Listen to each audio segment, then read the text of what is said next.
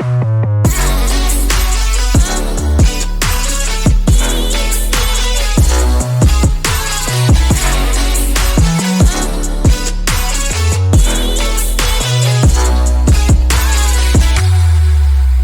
everyone! If you're an eComm owner or marketing leader, Mayple has a special gift for you today.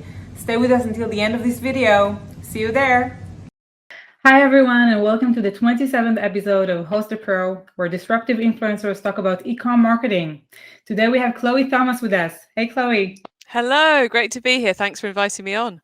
Great to have you here. Super excited to have you here and talk about the amazing topic and super important topic, guys, of achieving both eComm growth and getting to net zero, right? So just before we jump into all the details, and Chloe's going to share from her experience. Chloe first is a best-selling author, a speaker, and also host of award-winning eComm Masterplan, right? That's right. Yeah, the eCommerce Masterplan podcast been going since 2015 now. So Wow. yeah, yeah, it's been a while. Amazing. So much experience. We're going to, after that interview, I need to get some tips for our podcast as well.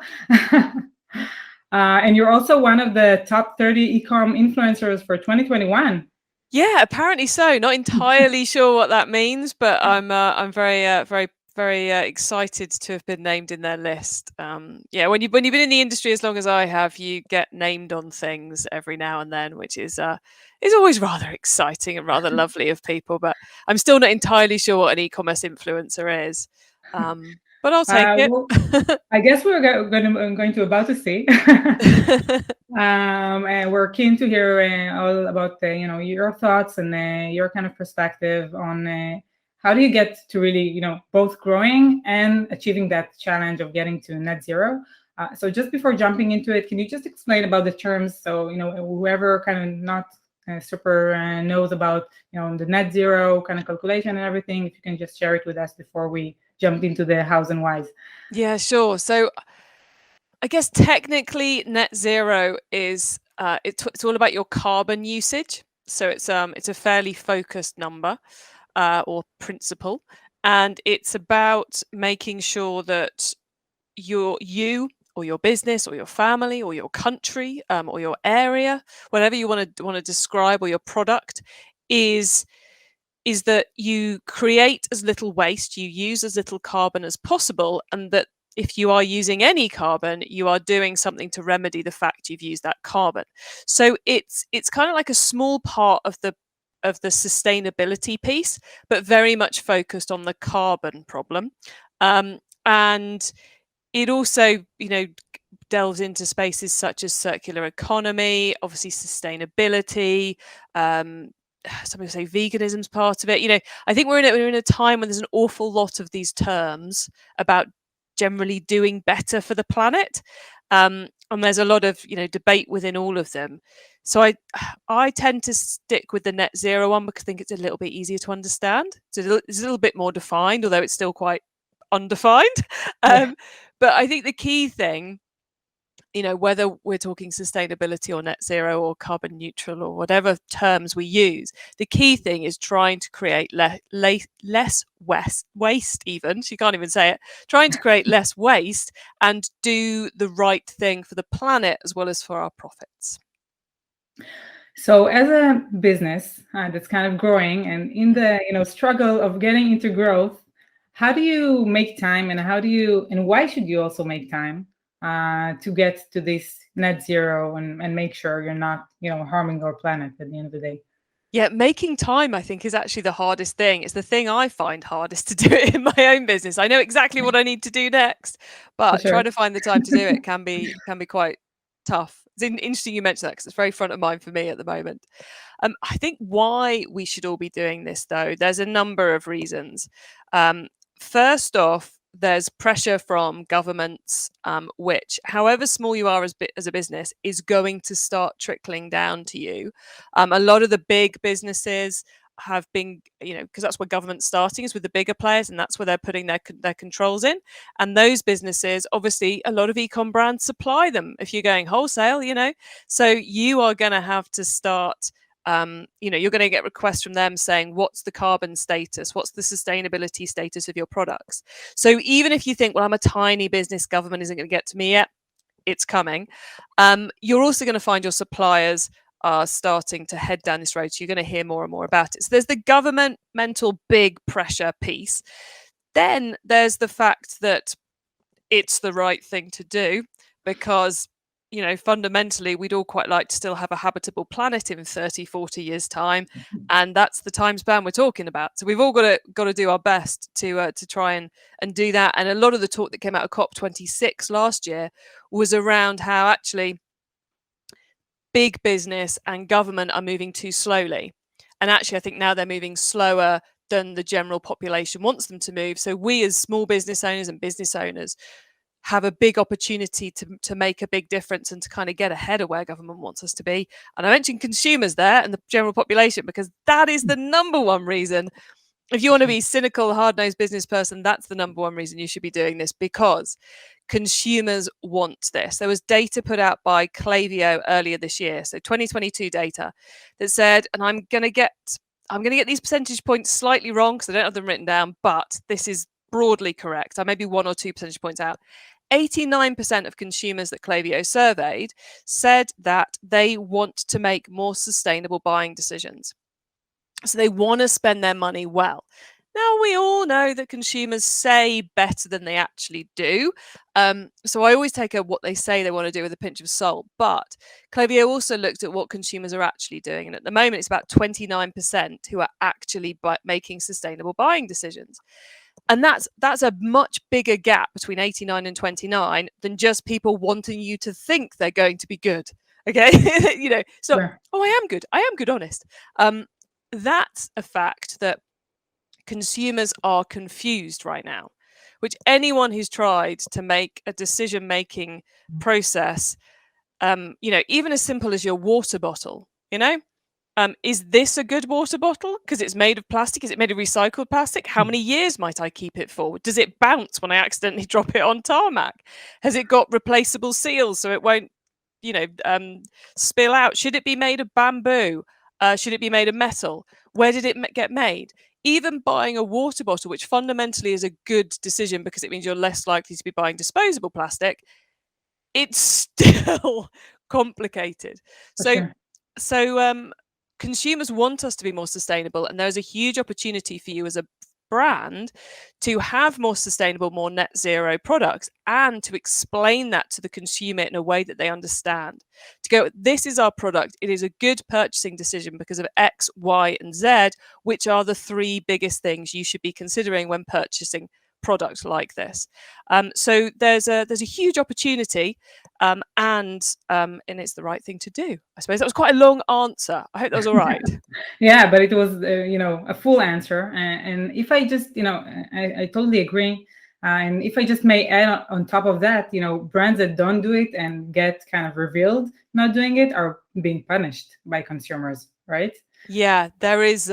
You definitely don't want to greenwash, which is where you are saying your products are great, but they actually aren't, because consumers will find you out and they will. Poof, it's bad. It's almost as bad as doing a really dodgy video on TikTok as a brand. It's almost as bad as that, but not quite. But also, I think there's a lot of businesses out there who are already doing something in this space, but they're not shouting about it because they're scared of being attacked. And that's something called greenhushing, because you have to have a hashtag for these things. And I think it's as important that we don't green hush as it is that we don't greenwash. So if all your business has managed to do is that you've decided that you've managed to switch all your packaging from plastic to cardboard, or you've reduced your packaging by 30%, that's still worth telling your customers about. So even if you've only done a teeny tiny bit, tell them about it, because they want to know, they want to be reassured they're making good decisions. And they totally understand that we can't all be perfect. There's barely any business out there, probably isn't any business out there that's perfect. We're all just heading towards perfect. For sure. And it's part of being transparent with your audience and just, this is the way, and we're on the right track in order to be good, right? It's not like we're perfect. Yeah. And, in regards to green hushing, I think, a lot of the times maybe brands might be scared that they won't be able to sell to everyone once they kind of choose an agenda? Yeah, I don't. None of us should be trying to sell to anyone. That's the nice strategic marketer answer, is none of us should be trying to sell to everyone. You want to find your niche or your niche, and you want to zone in on them. And I think, there is, in some product categories, you don't want to be too green, or be seen as too green. And it doesn't have to be your entire, raison d'etre as a brand does not have to be being sustainable. There's a huge kind of research business called Mintel. They identified as one of their top 3 consumer trends for 2022 as being the ethics check, which is that people are just going to go, oh, I want this, but I'll just double check the ethics of the business. Okay, so it's not I've been drawn to this company because they're using bamboo packaging. It's I want this product. I'm just going to double check I'm not doing anything too bad. And there's a brilliant e-commerce business called Tailor Made Polish, who sell nail varnish, of all things, not the most obvious sustainable brand. It's kind of like a party product. You get to design your own nail varnish color, and their homepage is all about explaining the quite complicated process of how to run your own nail varnish design party at home. Right, there's quite a lot to get through there, but being as sustainable as possible is a key part of their business model. So when you get to the About Us page, you have this brilliant kind of graphical tick list of, we are vegan friendly, we are acetone free, we use as little packaging as possible, we do this, we do that, we do the other. There's about 7 different points, which just is such an easy way to give the check to them. Because, oh, this would be a great idea for the best, but I bet it's terrible for the environment. Click on About Us. Oh, no, it's not. And they put it in a really nice tick list. I don't have to watch a video. I don't have to read paragraphs. It's just there. So I think, you don't going all out as your key marketing message. I think you should go all out on heading towards net zero, but putting that as your primary marketing message is not necessarily the right thing to do. But you do need to make it clear what you're doing, because consumers are interested in that, even if that's not their primary reason for picking your product over another.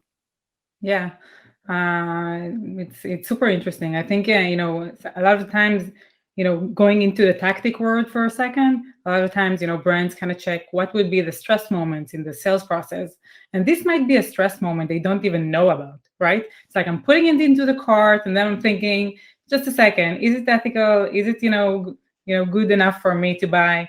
And if you don't have this information there, they can drop out of your checkout page, and basically you wouldn't even know about it, right? I don't think we're quite yet at the point. If you're trying to decide what messaging to put in the checkout process, I think user-generated content, reviews and stars and delivery statements are probably still up there as the top 2 things you should be putting in there. But I think we are reaching a point where having that tick list of checks in the cart could be a good idea. Certainly in some areas, some categories. And there are now, there's a new Shopify app you can use called Ecocart, and they will embed into your website, and they will calculate in the checkout process the carbon impact of a purchase. So either and that includes delivery to the delivery location, which then either you can allow your customer to increase their spend so they can offset that purchase, or you as a business can go, we're going to offset it for you, which obviously, if you are super duper net zero's huge important marketing message to us, you may be willing to pay for that in the same way as you do free delivery, so it becomes free carbon offsetting. But you may also just want to give your customers the option to do it, to say, we want to make it easier for you to make these decisions. Here's a way, and see what happens. It's the sort of thing which is starting to have an impact on conversion rates in some sectors, and will, I think right now you have the opportunity to get ahead of it. And given this is a big climate problem, it's a good idea to be getting ahead of it. But I think, in 12 months' time, in 18 months' time, in 24 months' time, I think we're going to be at the point where it's going to be, oh my gosh, we're losing conversions because we haven't got this information. So getting it sorted now is going to set you in good stead and put you a little bit ahead of the curve, and help us move that 89% of customers who want to be good, only 29% are, help us bring that 29% closer to the 89%. Yeah, for sure. We started to talk about, different examples. Can you bring, some, places you would focus on when trying to be more and more zero net from a brand point of view? In terms of the marketing or in terms of the practical steps to get there? On the practical steps that the e-com brand can actually take, yeah. Well, the biggest carbon output of most businesses is power. So it's travel, it's electric, it's those the amount of water we use. That can be quite a big one in the fashion industry as well. So it's looking at literally our utilities. That's the really simple way of calculating your carbon impact. So there's quite a lot that an e-commerce business can do the same as any business, which is switch to LED lighting, reduce travel, and turn off the lights. It's a pretty simple one, but and in warehouses as well, you can use infrared heating rather than normal heating, which means you heat the human, not heat the space, which is a great way of reducing it. And the thing is, some people will have worked this one out. If you reduce all those uses of carbon, you also reduce your costs, which is very cool. So that's kind of like the really obvious stuff. Then you get into who are my suppliers and what are my suppliers' statuses in terms of carbon, because that tends to be, unless you're doing your own manufacture, it's the software that you use.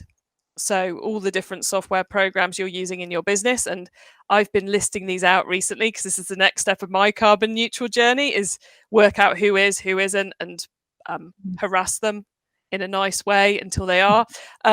It's to work out who they are. And the list is huge, or just of the software stuff. But also you've got your manufacturers and your suppliers, your 3PLs who are probably in that space. You've got your courier networks. What's their scenario? How are they approaching this?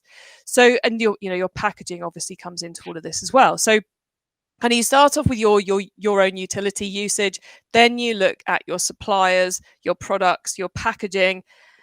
And then, and this is the real icing on the cake stuff, you start to look at what happens to your product after you've sold it, which is a whole other world of pain, quite frankly, in the world of it. But it's one of the most exciting areas for where people are developing tools and tactics to help you. So there are programs like NUW is an app which facilitates the swapping of clothes.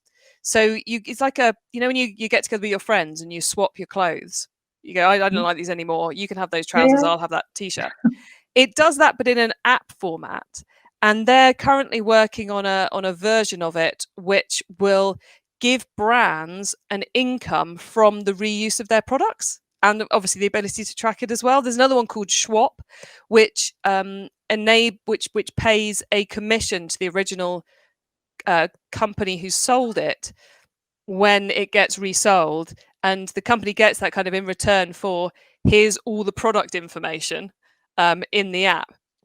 And there's just some super clever stuff going on in the rental industry as well, of course, but that is a very tricky bit, so I would suggest probably leaving that for the time being.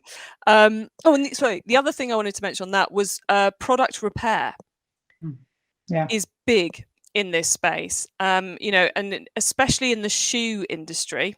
There is a lot of the more luxury end of the market who will repair and resole your products. I have a pair of Dubarry boots, which I've been wearing for they're really lovely leather Gore-Tex Wellington boots, right?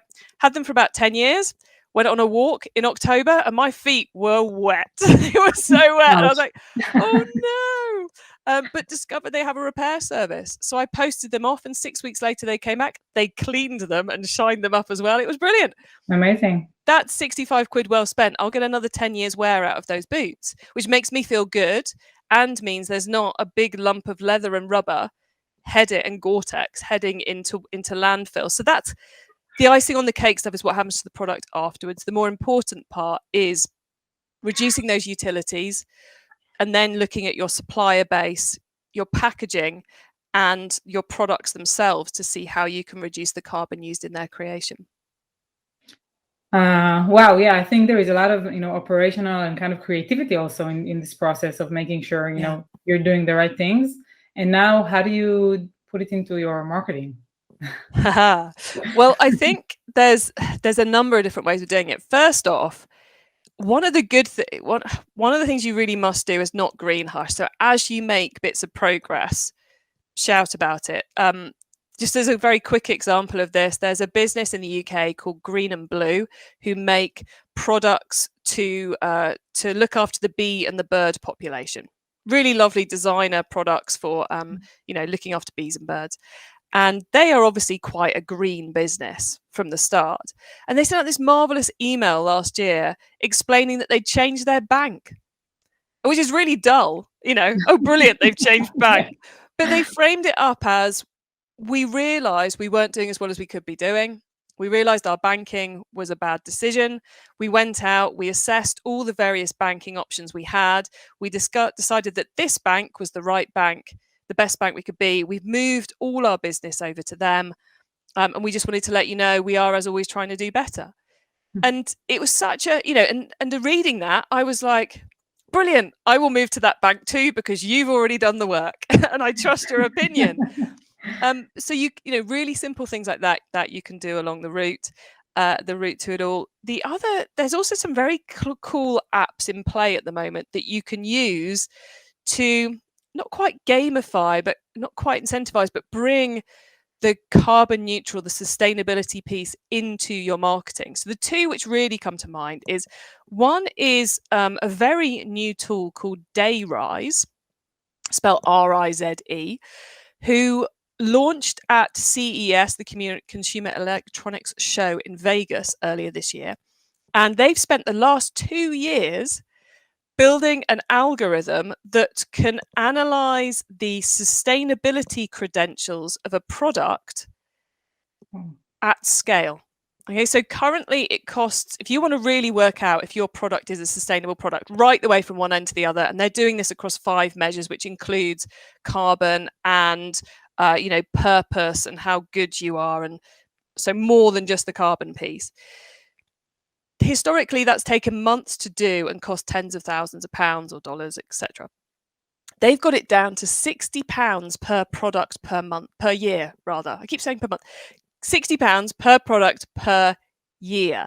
And for that, you get some lovely widgety, graphic-y things that you can put on your website that show the customer, this product scored 90 out of 100. It was good on these, but it wasn't so good on this one.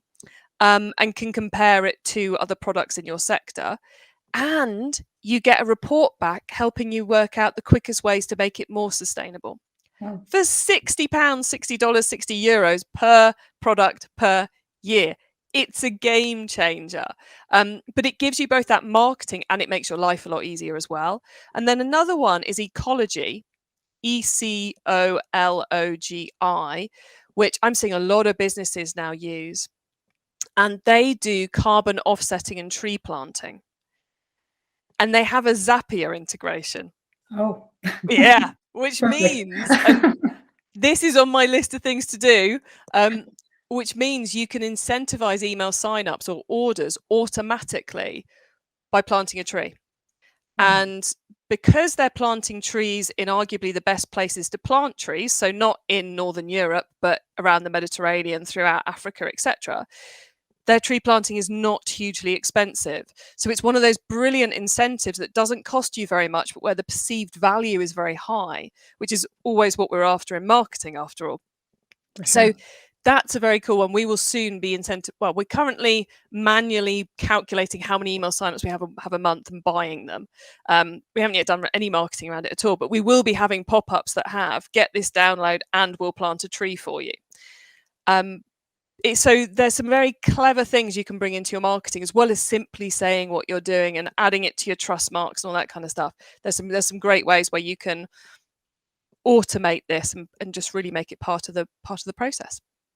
Beautiful. I think there's so many creative ideas and tools out there. I think it will only grow. And right now, when brands are just looking for ways to differentiate themselves from the hectic and crazy competition out there.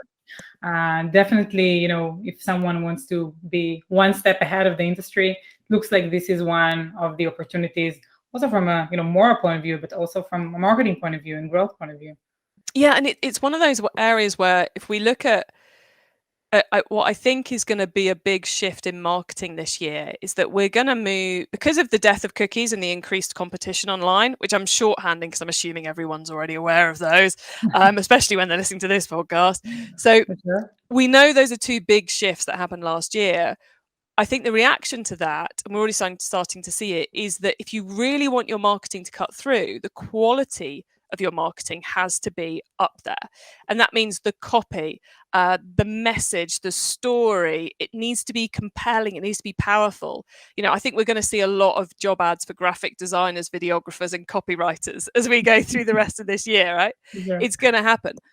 Now, if part of that is being driven by consumers' desire for emotional connection, they don't just want to see water bottle £20 off, or what, that would be a very expensive water bottle, but they don't just want to see that. They want to see a story and something that engages them, something that's interesting and that's fun. So your journey to net zero and sustainability in general gives you a huge opportunity to find things to talk about in this arena. The green and blue I mentioned earlier with they're changing their bank. That could be a great reel on Instagram. It could be a great ad on Facebook and Instagram. It was a great email. It can be a series of great social media posts.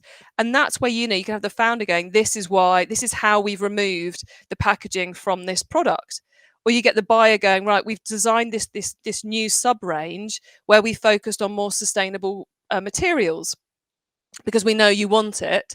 We can't yet do the whole leap, but this is the first bit. And it gives you so many interesting things to talk about that we know consumers want to hear about, that it becomes quite easy to be more creative and to tell more stories because they're just part of what you're working your way through.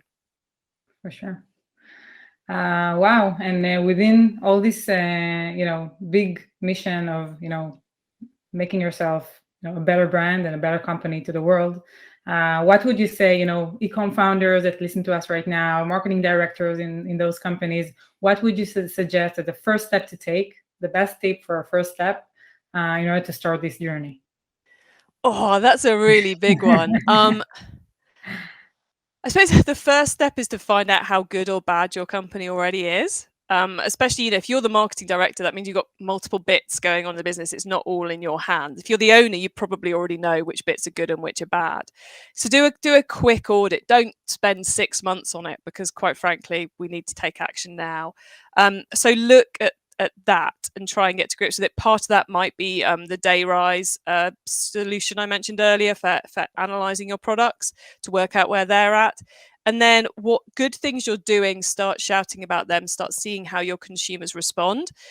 Because the reason I kind of put that ahead of reducing your carbon is because I think as an industry, there is a massive question mark about whether e-commerce and growth is compatible with sustainability and net zero, because fundamentally, if we're going to save the planet, we have to consume less. So with these, I don't think they are completely alien concepts. I think we have a role as e-commerce business owners, e-commerce marketers, e-commerce directors to help the customer make better buying decisions and to improve how we do things so we're a less bad industry. Which will mean some stores go by the wayside because the product and everything just doesn't fit. But I believe we have a big role in encouraging the customer to do better, and because the customer wants to. So if as a small e-commerce business, you can probably shout and influence more people to have more impact than switching out your own light bulbs to LEDs. Especially if you're operating as a nomadic entrepreneur or a really streamlined lean business where someone else is doing all your fulfillment, someone else is doing your manufacturing. Your quickest impact is on incentivizing, re-educating and encouraging your consumers to do better. And the rest of the industry by shouting about what you're doing well. And then you can start working on exploring, how do we help our manufacturing base to improve their game? How do we help our tech stack to improve their game, and how do we work our way through this? So that's how I would recommend starting. Just find out where you're at, start shouting about the good stuff, and then find the quick ways to improve. Yeah, and start now to be Yeah. one step ahead before everyone. Definitely. There's definitely some kind of early mover advantage to be had here. Yeah, for sure. Chloe, thank you so much. It was a pleasure. And I think super important podcast for the beginning of 2022 for sure. Yeah, and So thank you so much for inviting me on to talk about it. I am super passionate about it. We switched our business over to exploring this and putting it, growth and net zero is equally important things in December. So we're hastily learning, and we are now, anyone who wants to see more inspiration around this, or much more inspiration around this, pretty much every single one of our guests on eCommerce Masterplan podcast is someone who is on this journey. Either they've gone from the beginning of their startup, this was part of their plan, and they're using leftover material and all the rest of it, or they're just a business who's solved one little part of the problem. So there's loads of inspiration there. If you're going, I feel overwhelmed, come and join our happy place of bits of inspiration. But yeah, thank you so much for inviting me on to talk about it, because I really hope we can encourage lots more people to get on this journey and make the world a better place. same here for sure. And again, thank you so much. And until next time, looking forward to catching up soon. תודה רבה. As promised, we're offering to all of our Hosted Pro subscribers $300 off your first month with Mayple. Subscribe now and use this code HTP300 when you book your first package with Mayple. Have an amazing day.